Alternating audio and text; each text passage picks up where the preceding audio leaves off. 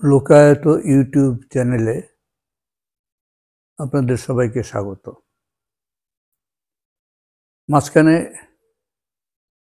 কয়েকদিন একটু বেশি সময় বিরতি গেল। মানে যাদের নিয়ে আমি সাধারণত বক্তব্য দিই, তারা এখন হাতের কাছে নাই, ফলে এই বিরতিটা। ইদানিং তো ইমাম গাজ্জালীকে নিয়ে সাধারণত বক্তব্য দিচ্ছি, আমরা দুজনে মিলেই সাধারণত বক্তব্য দিই এখন। কিন্তু তিনি আবার বাইরে গেছেন, ফলে মানে বাড়িতে গেছেন, গ্রামের বাড়িতে। আসবেন ২-৪ দিনের মধ্যে। এলে তখন আবার দুজনে করতে পারবো আশা করছি। তো এখন দু একটা ঘটনা আমার কাছে মনে হয়েছে, ঘটেছে এর মধ্যে, যার প্রেক্ষিতে কিছু বলা খুব দরকারি মনে করছি। বিশেষ করে পার্বত্য চট্টগ্রামের ঘটনা। পার্বত্য চট্টগ্রাম নিয়ে ইদানিং নতুন করে কিছু উত্তেজনাকর পরিস্থিতি দেখা দিয়েছে। কিছু সহিংসতার ঘটনা ঘটেছে। এর মধ্যে ৩ জন মারা গেছে এই কয়েকদিনের মধ্যে। এখন প্রস্তাব কারো কারো মত হচ্ছে পার্বত্য চট্টগ্রামের শান্তি স্থাপনের জন্য আরো নতুন করে ২৫০ সেনা ক্যাম্প স্থাপন করা দরকার। এটা নিয়ে কথা উঠেছে, আলোচনা চলছে। আমার নিজের ধারণা, আমার এ সম্পর্কে পার্বত্য চট্টগ্রাম সম্পর্কে আমার বক্তব্য অনেক আগে আমি দিয়েছি, বলেছি। এর উপরে আমার স্পষ্ট বক্তব্য আছে। আসলে যারা সামরিক পদ্ধতিতে পার্বত্য চট্টগ্রামে সমস্যার সমাধান চান, আসলে তো মানে সমাধানের নামে যেটা রাষ্ট্র যেটা ভাবে আর কি, বা রাষ্ট্রের কর্তৃত্বে যারা থাকে তারা বাংলাদেশে, তারা যেটা ভাবে সেটা মনে করে যে পার্বত্য চট্টগ্রামের আদিবাসী, তাদের কারো কারো আদিবাসী বলতে খুব আপত্তি, উপজাতি বলতে পছন্দ করে। এখন যে যেটাই বলুক, পার্বত্য চট্টগ্রামের আদিবাসী বা উপজাতি অথবা সেখানকার যে ক্ষুদ্র জাতিসত্তা যারা আছে, তাদেরকে দমিয়ে দিতে পারবে বাঙালির রাষ্ট্রের শক্তির জোরে। এই ধারণাটাই এখানে ভ্রান্ত প্রমাণিত হয়েছে ৭২ থেকে। সামরিক কায়দায় পার্বত্য চট্টগ্রাম সমস্যার সমাধান কেউ করতে পারে নাই, আমার ধারণা পারবেও না। এটা পার্বত্য চট্টগ্রামের ইতিহাসটা বুঝতে হবে। যারা ইতিহাস জানে না বা বোঝার প্রয়োজন বোধ করে না, তারা হয়তো বুঝবে না বিষয়টা। বাঙালি যখন রাষ্ট্র ছিল না, তখনও পার্বত্য চট্টগ্রামে পাহাড়িদের রাষ্ট্র ছিল। এই বিষয়টা ভুলে যাওয়াটা মারাত্মক ভুল। রাষ্ট্র কি জিনিস এইটা যারা বোঝে না, তাদের পক্ষে পার্বত্য চট্টগ্রামের সমস্যাকে তুচ্ছ ভাবা স্বাভাবিক বা সম্ভব, তারা মনে করতে পারে। আসলে পার্বত্য চট্টগ্রামের ইতিহাস জানারও এদের আগ্রহ নাই, বাঙালিরও আগ্রহ নাই। বাংলা ভাষা পার্বত্য চট্টগ্রামের স্বাধীন যে রাষ্ট্র ছিল মোগল যুগ পর্যন্ত, মানে মোগল যুগের শেষ পর্যন্ত, ব্রিটিশরা আসার আগ পর্যন্ত, ব্রিটিশরাই প্রথম পার্বত্য চট্টগ্রাম চাকমাদের যে রাজ্য ছিল সেটাকে পরাজিত করে, অধীনস্থ করে। পরাজিত মানে ওরা ব্রিটিশ কর্তৃত্ব স্বীকার করে নেয়। খুব বড় ধরনের যুদ্ধ এর জন্য প্রয়োজন যে হচ্ছে তা না। এটা মোটামুটি ব্রিটিশদের শক্তির সামনে নতি স্বীকার করেছিল পাহাড়িরা, মানে পার্বত্য চাকমা রাজা। তারপর থেকে এটা ব্রিটিশ সাম্রাজ্যের অন্তর্ভুক্ত হয়েছে। তার আগে পর্যন্ত পার্বত্য চট্টগ্রাম সবসময় স্বাধীন ছিল। মানে পার্বত্য চট্টগ্রামের ইতিহাস আমি কিছু জানি। আমি শুধু যে ইতিহাস পড়েছি তা না, আমি পার্বত্য চট্টগ্রামে বছরখানেক ছিলাম, কাজ করেছিলাম। সেখানে পাহাড়িদের যে আদিবাসী সংগঠন, আমি তার সঙ্গে ছিলাম, একটা উন্নয়ন প্রতিষ্ঠান, সেখানে আমি কাজ করেছিলাম। আর ছাত্র জীবন থেকেই আমার ৬২ সাল থেকে যদি বলা যায়, আমি ঢাকা বিশ্ববিদ্যালয়ে ভর্তি হওয়ার পর থেকে আমি তো রাজনীতি করতাম, রাজনীতির সংশ্লিষ্ট ছিলাম, ছাত্র ইউনিয়ন করতাম। তখন অবিভক্ত ছাত্র ইউনিয়ন, মস্কো পিকিং পার্থক্য ছিল না, মানে মেননমতি আর পার্থক্য ছিল না, একটাই সংগঠন, আমি সেটার মধ্যে ছিলাম।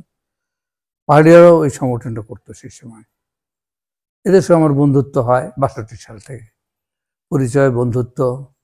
তার আগে সামান্য পরিচয় ছিল, ঢাকা কলেজে আমার সঙ্গে ছিলেন নীরুকুমার চাকমা, পরবর্তীকালে ঢাকা বিশ্ববিদ্যালয়ের প্রফেসর হয়েছিলেন। তো উনি আগ্রহী ছিলেন না রাজনীতির বিষয়ে, কিন্তু আমরা একই ক্লাসে পড়তাম ইন্টারমিডিয়েটে। ঢাকা বিশ্ববিদ্যালয়ে যাওয়ার পরে সন্তুল আমার থেকে শুরু করে আর অনেকের সঙ্গে আমার পরিচয় হয়েছিল। তো পার্বত্য চট্টগ্রামের সমস্যাটা আমি তখন থেকে বোঝার চেষ্টা করতাম এবং তাদের প্রতি আমি সহানুভূতিশীল ছিলাম, তাদের দাবি দেওয়ার প্রতি, দাবির প্রতি। তাদের দাবি তো স্বাধীনতা ছিল না, বিচ্ছিন্নতা ছিল না, স্বায়ত্তশাসন ছিল, এর বেশি কিছু ছিল না। ছাত্রদের কথা আমি বলছি। এছাড়া তারা মানে সমাজতন্ত্র ঘেঁষা ছিল। আমরা যে রাজনীতিতে বিশ্বাস করতাম, সাধারণভাবে তো সমাজতান্ত্রিক রাজনীতি, এটাতে তাদেরও আস্থা ছিল। এই আজকে যারা পার্বত্য চট্টগ্রামের নেতৃত্বে আছে এবং যার মধ্যে গত হয়ে গেছে, যেমন মানবেন্দ্র নারায়ণ নার্মা। মানবেন্দ্র নারায়ণ নার্মার সঙ্গে আমার পরিচয় হয়েছে ৭২ সালে, তার আগে না। হয়তো একটা সময় জেলে ছিলেন সে সময়, এবং উনি ওই দিককার ছাত্র ছিলেন, ঢাকা বিশ্ববিদ্যালয়ে পড়েননি। তো আমার সঙ্গে যোগাযোগের সুযোগটা সেভাবে ছিল না। তার ভাইয়ের ছোট ভাই সন্তু লার্মা, সন্তুদা আমার সমসাময়িক ১ বছর সিনিয়র ছিলেন। আমরা পাশাপাশি ২ হলে থাকতাম। আমি এসএম হলে, মানে জগন্নাথ হলে। তো কাছাকাছি, পাশাপাশি ২টো হল, তো আমাদের নিয়মিত যোগাযোগ হতো। সন্তুল আমার ছাড়াও আরো অনেকের সঙ্গে আলাপ হতো। তাদের সমস্যাগুলো আমি বোঝার চেষ্টা করতাম, কারণ আমি বিপ্লবে বিশ্বাস করতাম, বিপ্লবী রাজনীতিতে বিশ্বাস করতাম, এবং আমাদের সমাজের বিপ্লবী সমাধানই আমি খুঁজতাম, সেটাই বুঝতে চাইতাম সমস্যাগুলো। তখন তাদের সঙ্গে প্রচুর মত বিনিময় হতো, আমার হয়েছিল প্রচুর। ৬২ থেকে ৬৫ পর্যন্ত যদি বলা যায়, সন্তুল আমার ৬৫ পর্যন্ত ঢাকা বিশ্ববিদ্যালয়ের ছাত্র, ৬৬ পর্যন্ত আমি ছিলাম। উনি তো চলে গেলেন পাস পরীক্ষা দিয়ে। অন্যান্য ছেলে যারা ছিল তাদের সঙ্গে তখন যোগাযোগ হতো, ছাত্র ইউনিয়ন যারা করতো। তো আমি পার্বত্য চট্টগ্রামে গিয়েওছিলাম আগে, ওই সময় মানে ৬০-এর দশকে গিয়েছিলাম। আর শান্তি চুক্তি হওয়ার পরে শান্তি চুক্তি হলো সম্ভবত ১৯৮৭ সালের ২ ডিসেম্বর তারিখে, আওয়ামী লীগ সরকার করেছিল চুক্তি। তো তখন আমি পার্বত্য চট্টগ্রামে যাই। এর পরবর্তী সময় আমি ওখানে একটা প্রতিষ্ঠানের কাজ নিয়ে আমি অনেকদিন ছিলাম। ৮৭ বলছি কি ৯৭ সাল, ১৯৯৭ সালে শান্তি চুক্তি হলো, ৯৭ সালের ডিসেম্বরের ২ তারিখে। তারপরে আমি পার্বত্য চট্টগ্রামে মানে কিছুদিন ছিলাম, বছরখানেকের মতো। মানে এটা উন্নয়ন প্রতিষ্ঠানে ছিলাম, এনজিও এক ধরনের, সেটা কাজ করেছিলাম। তো এই অভিজ্ঞতা থেকে আমি ওদের, একটা হচ্ছে ইতিহাস পড়া, ওদের ইতিহাস পাঠ করে ওদের সম্পর্কে বিভিন্ন ধারণা সংগ্রহ করে, আরেকটা হচ্ছে ওদের ভেতরে কাজ করে আমি অনেক কিছু বোঝার চেষ্টা করেছি। অ্যাটলিস্ট সুযোগ কিছু আমার ছিল, সেই সুযোগকে আমি কাজে লাগানোর চেষ্টা করেছিলাম। সেটা হচ্ছে বাঙালিদের যখন রাষ্ট্র ছিল না, তখন পাহাড়িদের রাষ্ট্র ছিল। বাঙালি তো পরাধীন, এরা এসেছিল, তুর্কি হানাদাররা এসেছিল, সে দ্বাদশ শতাব্দীর শুরুতেই ১২০০ থেকে ১২০৪-এর মধ্যে তো নদিয়া দখল করলো বাখতির খিলজি।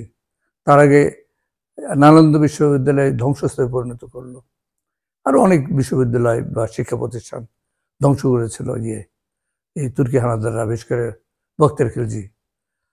এদের নাম জড়িত উদন্তপুরী থেকে শুরু করে বিভিন্ন প্রতিষ্ঠানেরা ধ্বংস করেছে। তো বাঙালি রাষ্ট্র কোথায় ছিল তখন? ওই পাল যুগে তারা বাঙালি বললে বাঙালি, তখন তো মানে ভাষা তো এই বাংলা তো ছিল না, এই বাংলা তো অনেক পরে হয়েছে।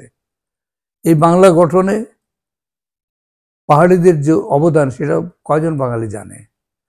চাকমাদের রাষ্ট্রভাষা ছিল বাংলা, ত্রিপুরা রাজ্যের রাষ্ট্রভাষা ছিল বাংলা, সে বাংলা আদি বাংলা। আমি পড়েছি ত্রিপুরা রাজভাষা পড়েছি, রাজকীয় দলিল পড়েছিলাম কিছুটা। তো এটা মানে আজকের বাংলার মতো না। আমার যেটা অনুমান সেটা হচ্ছে কলকাতায় মুসলমানদের বিজয়ের পরে বাঙালি পণ্ডিতরা মূলত, তখন হিন্দু পণ্ডিতেরা, এরা মূলত এই ত্রিপুরায় কেন্দ্রীভূত হয়েছিল। আর হচ্ছে বাংলা ভাষার চর্চাটা এখানে ত্রিপুরায় ছিল। আর চাকমা রাজাদের রাজভাষা হিসেবে কেন ছিল জানি না, তাদের রাজভাষা ছিল বাংলা। এই বাংলাটা ওই আদি বাংলা বলা যায়, এবং আধুনিক বাংলাটা এই বাংলা থেকে এসেছে। এই দুই জায়গায় রাষ্ট্রভাষা হিসাবে যেহেতু বাংলা ছিল, রাষ্ট্রভাষার মূল্য আলাদা, মর্যাদা আলাদা, শক্তি আলাদা। বাংলা ভাষা হয়তো হারিয়ে যেত, এই বাংলা তো হতোই না যদি এই রাজকীয় ভাষা হিসাবে এগুলো টিকে না থাকতো একটা পর্যায়ে। রাষ্ট্রভাষা হিসাবে এই দুটো রাজ্যের রাষ্ট্রভাষা ছিল বাংলা, আদি রূপের বাংলা, আজকের রূপের না। আর এরা এই পণ্ডিতরা কলকাতায় গিয়ে কনসেন্ট্রেট করেছিল, একটু বুঝি আমি। কলকাতায় যখন ব্রিটিশরা করলো, রাজধানী স্থাপন করলো, তার আগেই যখন বাণিজ্য কেন্দ্র স্থাপন করলো, তখন পণ্ডিতদের একটা অংশ সেখানে গিয়ে আশ্রয় নিয়েছিল। এটি হচ্ছে আমার নিজের মূল্যায়ন, আমি যেটুকু ইতিহাস বুঝেছি। এবং সেইখানে বাংলা ভাষা আধুনিক রূপ নিয়ে ডেভেলপ করলো। এখানে ঈশ্বরচন্দ্র বিদ্যাসাগরের বিরাট ভূমিকা আছে। আসলে পণ্ডিতদের একটা ভূমিকা থাকে যে কোনো ভাষাকে সংশোধিত রূপ দেওয়ার জন্য থাকে। তো সেইটা এমনি জনগণের ভাষা হিসাবে টিকে থাকে বিভিন্ন রূপে। তারপরে একজন এসে বা একাধিক ব্যক্তি সেটাকে শিক্ষিত বা প্রতিষ্ঠিত পণ্ডিতদের মধ্যে একটা অংশ বা একটা ব্যক্তি হয়তো সেটাকে করে, সুসংবদ্ধ করে, শিক্ষিত মানুষের উপযোগী ভাষায় পরিণত করে। সেইটা আবার সাধারণ মানুষের মধ্যে ছড়িয়ে যায়। কারণ সমস্ত জ্ঞান তো উপর থেকে সঞ্চারিত হয় ভেতরের দিকে, নিচের দিকে।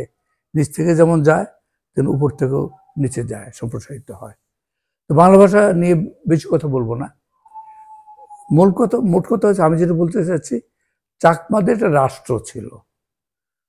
এই রাষ্ট্রের অধিকারী যারা হয়, যারা রাষ্ট্র চালায়, তাদের শক্তিমত্তাটা বুঝতে হবে।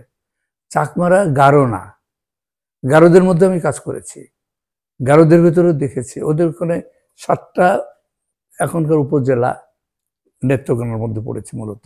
এগুলো বেশিরভাগই, এগুলো প্রায় সবগুলো একটা সময় বিপুলভাবে গারো অধ্যুষিত ছিল। কিন্তু গারোদের সমস্যা ছিল, তারা মেজরিটি কোথাও কোথাও ছিল বলে শুনেছি। বিপুলভাবে যে মানে এই এলাকাগুলো, থানাগুলো ব্রিটিশ আমলে গারো অধ্যুষিত ছিল সেটা আমি শুনেছি। গারোদের উপরে তো আমি বছরখানে কাজ করেছিলাম। তো সেটা থেকে একটা জিনিস বুঝেছি, রাষ্ট্র কি, রাষ্ট্রের শক্তিটা কিরকম হতে পারে।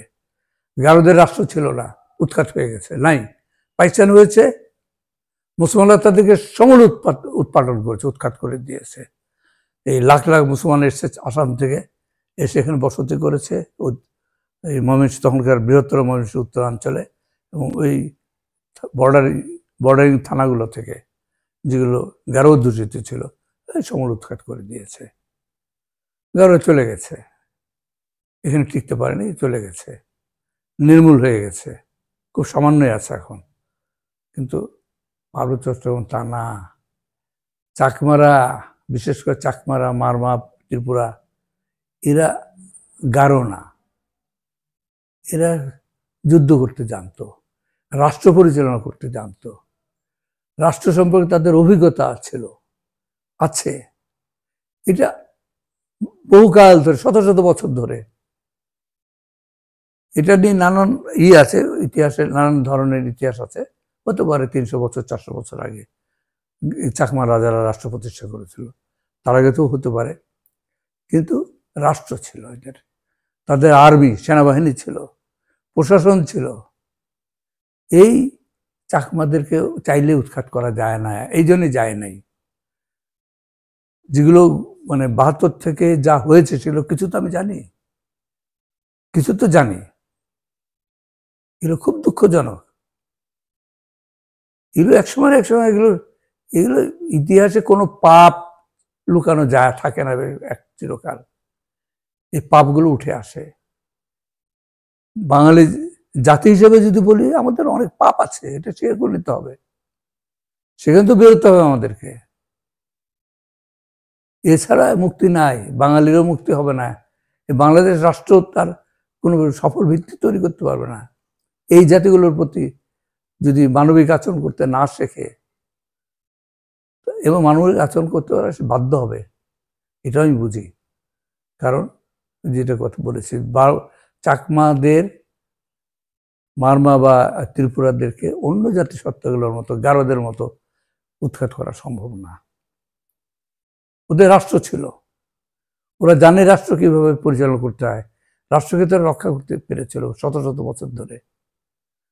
এই জিনিসটা ভুলে গেলে চলবে না। সামরিক সমাধান পার্বত্য চট্টগ্রামে আছে বলে আমি মনে করি না। আজ হোক কাল হোক, বিভিন্ন এখানে আন্তর্জাতিক বিভিন্ন ঘটনাধারা আছে না, সেগুলোকে ব্যবহার করবে না। নতুন এই নেতৃত্ব পার্বত্য চট্টগ্রামে যদি না পারে, নতুন নেতৃত্ব তাদের মধ্যে থেকে দাঁড়াবে, উঠবে। এবং এটা শুধু সংখ্যার জোরে, বাঙালির সংখ্যার জোরে যেভাবে মুজিব চেয়েছিল, তারপর বিশেষ করে জিয়া রহমান যেভাবে পরিকল্পিতভাবে ওখানে উৎসাদন কর্মপন্থা নিয়েছিল পাহাড়িদের, এবং বাঙালি সেটেলারদেরকে সেটেল করিয়েছে, বসানোর যে কাজটা শুরু করেছিল বিশেষ করে জিয়া রহমান, এই সমস্ত করে চালানো যাবে না ওখানে বেশিকাল। এখান থেকে আমাদের ফিরতে হবে, বাংলাদেশ রাষ্ট্রকে যাতে ফিরতে হবে। সামরিক সমাধানের পথ খুঁজে লাভ নাই, বেসামরিক সমাধান এবং রাজনৈতিক সমাধান, সামাজিক সমাধান, এবং সেখানকার জাতিসত্তার অধিকারের প্রতি মর্যাদাপূর্ণ দৃষ্টি দিয়ে, মর্যাদা মানে তাদের মর্যাদাকে স্বীকার করে নিয়ে, তাদের অধিকারকে স্বীকার করে নিয়ে সমাধান পথ খুঁজতে হবে। অন্য কোনোভাবে সম্ভব না। অশান্তি দীর্ঘস্থায়ী হবে, দীর্ঘতর হবে, এবং এটা বাংলাদেশ রাষ্ট্রের জন্য সংকট তৈরি করবে, এটা আমি বলছি। এটা যদি মনে করে বাংলাদেশের রাষ্ট্রীয় অধিপতি যারা আছে আজকে, আওয়ামী লীগ তো নাই, ও তো ভেগেছে, পালিয়েছে, এবং যেগুলো আছে এগুলোকে শেষ মানে এগুলো শেষ হয়ে যাবে, টিকতে পারবে না। এই যে আওয়ামী লীগের যে বিশাল সেট আপ তৈরি করে রেখে দিয়ে গেছে আওয়ামী লীগ, 53 সাল থেকে 52 সাল থেকে, সরি 72 সাল থেকে 53-54 বছর ধরে, এগুলো থাকবে না, এগুলো উৎখাত হয়ে যাবে, এই সেট আপ থাকবে না। বাংলাদেশে এটা পরিবর্তন আসছে, হবে। এবং পার্বত্য চট্টগ্রামের ব্যাপারটা হ্যান্ডেল করার কথা শান্তিপূর্ণভাবে, রাজনৈতিকভাবে কিভাবে যায় সেই বিষয়গুলো এখন ভাবতে হবে। সামরিক সমাধান 250 কেন 500 সেনা ক্যাম্প করেও পার্বত্য চট্টগ্রামে শান্তি স্থাপন করতে পারবে না কেউ। কারণ আবার আমি বলি, ওটা এমন একটা জাতি যেটা যোদ্ধা জাতি। তারা কত লম্বা, কত চওড়া, কত ওজনের, এইটা কোনো ফ্যাক্টর না। তাহলে ভিয়েতনামে আমেরিকা এভাবে মার খেত না।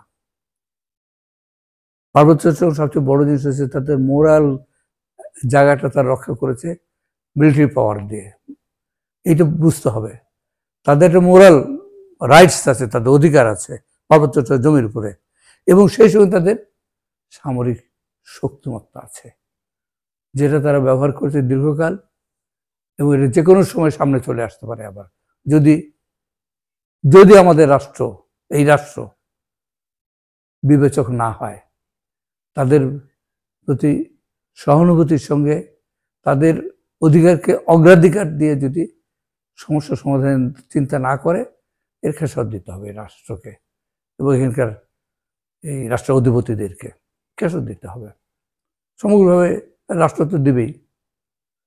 তা আমার এইটি মনে হয়েছে যে সামরিক সমাধানের কথা যারা বলে পার্বত্য চট্টগ্রামের, তারা ইতিহাস বোঝে না, তারা জনমিতির সমস্যা বোঝে না, তারা সমাজের সমাজতত্ত্ব বোঝে না, রাষ্ট্র বোঝে না, অথবা তারা ধান্দাবাজ, মতলববাজ। আওয়ামী লীগের মতো কোনো দেশপ্রেম টেম তো নাই, লুটপাট করেছে, টাকা পাচার করেছে, পালিয়েছে, সব পালিয়েছে, ঘুষযুদ্ধ পালিয়েছে, এতে শেখ হাসিনা তো পালিয়েছে। তো আওয়ামী লীগ হচ্ছে এই জিনিস বেসিক্যালি এইটি হচ্ছে আওয়ামী লীগ। এবং আওয়ামী লীগের সাকসেসর যারা, উত্তরাধিকারীর দ্বারা, তারাও এই বিএনপি, জাতীয় পার্টি, এগুলো সব এক জিনিস। এদের হাত থেকে বাংলাদেশকে মুক্ত করতে হবে, বাংলাদেশকে রক্ষার জন্য মুক্ত করতে হবে।